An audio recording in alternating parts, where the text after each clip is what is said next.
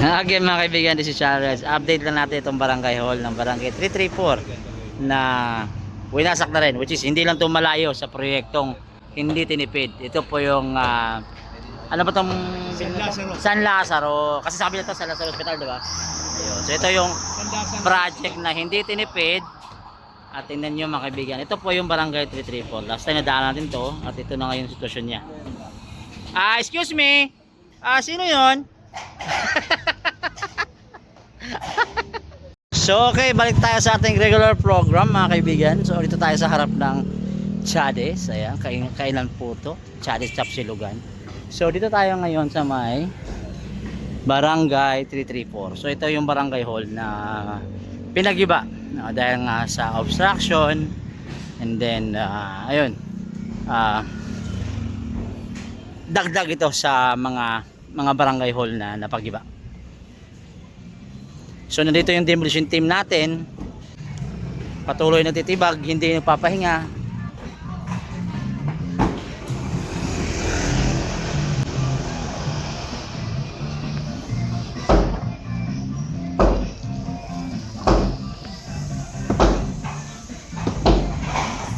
So ito na sa kabilang side, ito tayo.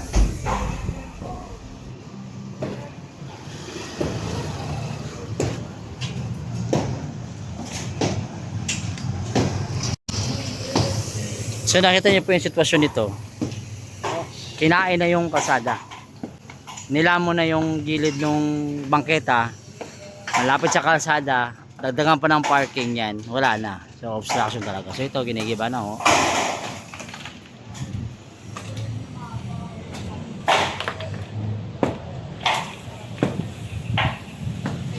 Idol, ano ba ang grounds nito? Obstruction din. Obstruction sa bangketa kasi ito yung bangketa, nilagyan na po ng building, so kinain talaga yung bangketa. Halos ma-1/4 na lang yung matira. So idol, kamusta naman ang sitwasyon na marami tayong barangay hall na ginigiba sa lungsod? Siyempre yung manpower ata ng ating demolition, siyempre marami, di ba? So hindi agad-agad sabay-sabay na so talaga problema manpower. So yung demolition team natin marami naman. Tapos syempre hindi naman pwedeng isang araw 2 barangay, 3 barangay. So abang-abang na lang ibang barangay. Sige lang, bago iwanan ng isang barangay, flat on the ground.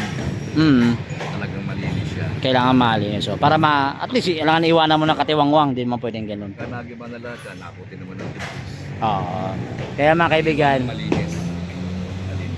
kaya mga kaibigan, magko-contractor lang ako talaga. Hello boss. Yun nakita nyo.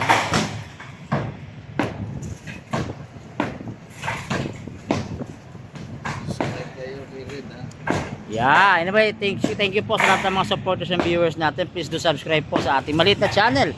Ito po yung ating channel Reds. Ayan, hanapin nyo lang po sa Facebook and YouTube. Sa hindi po nakakapag-update minsan sa Facebook, sa Facebook din ako minsan. Pero short videos lang 'yon. Yung mga haba na sa YouTube. So, syempre, ito kaibigan ko pare. Kumusta ka? Okay lang. Break time. Kasi kanina ikaw nakita ko na pumupukpok diyan eh. Pero ganda ng barangay ito, kulay yellow, no?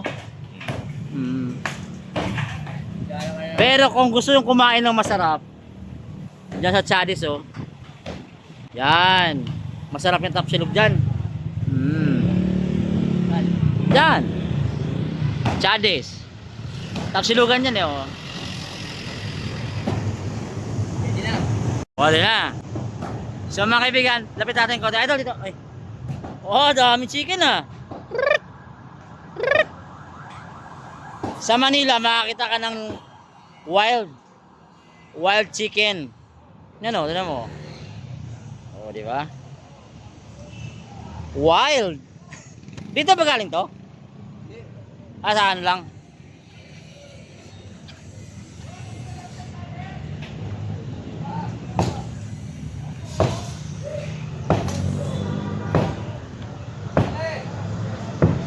Bata mo ako Mag-ingat kayo wala kayong Mga kaibigan, ito yung isa sa mga nakikita kong problem din. Yung ating mga taga-demolition, engineering, wala po kasi silang mga protective gear pag nagtatrabaho. So, di natin masasabi yung aksidente.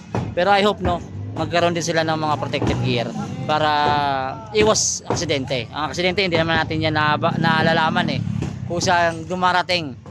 At di natin masabi kung sa mga sitwasyon na to, ganyan-ganyan may mangyayari. So, mas maganda pa rin na safe pa rin na natatrabaho. Especially po sa lungsod ng Maynila. Ito pong mga trabahante sa lungsod ng Maynila.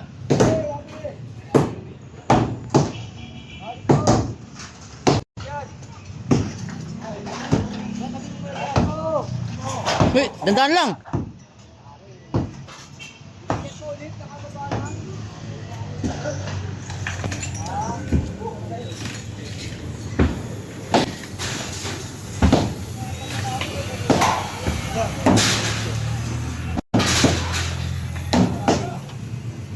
Ito po, mano-mano po kasi ito tinitibag. Ang paggiba ng isang building, mano-mano. So nakita nyo, ito lang po, tao-tao lang talaga.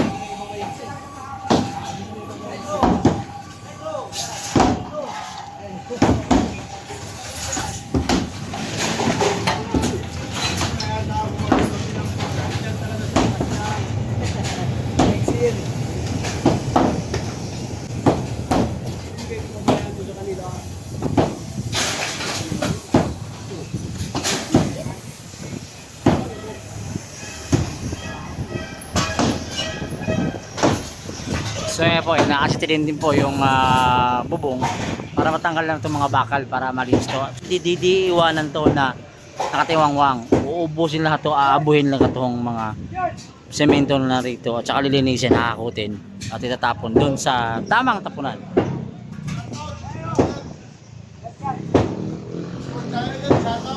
Shout out! Yun o.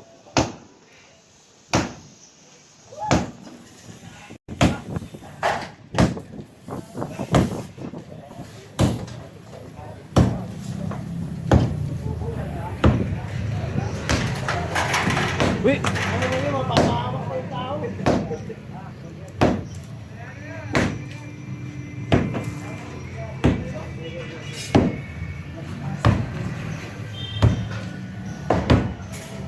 Kaya man na nag-jump tayo. Ikaw na pinalin.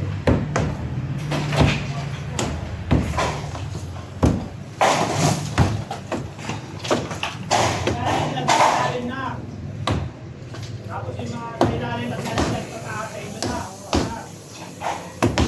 Yun lang.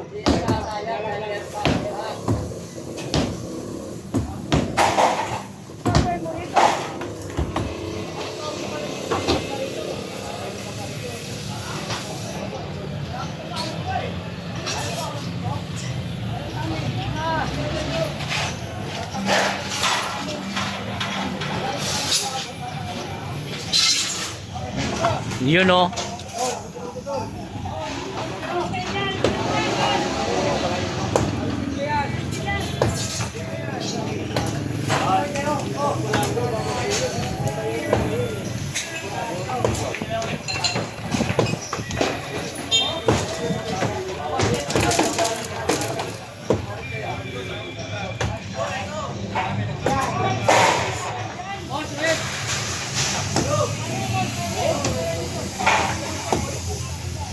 Napakot ka agad ah.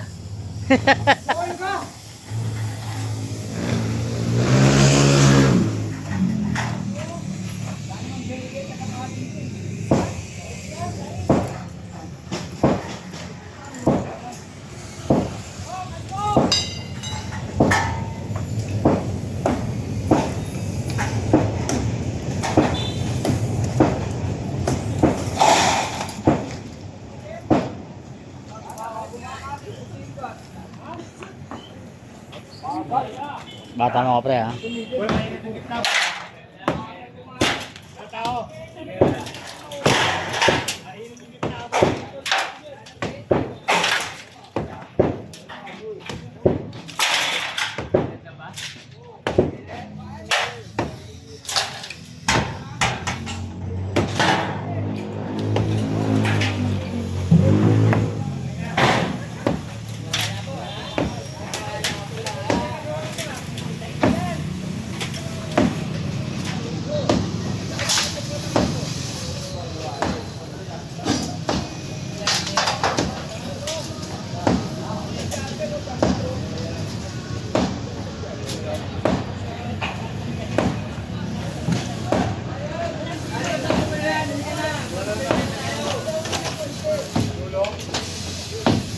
Ginigil pa.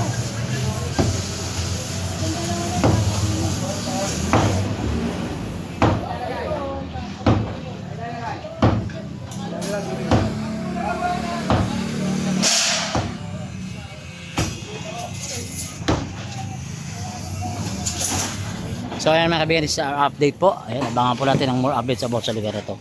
Mag-ingat po tayo.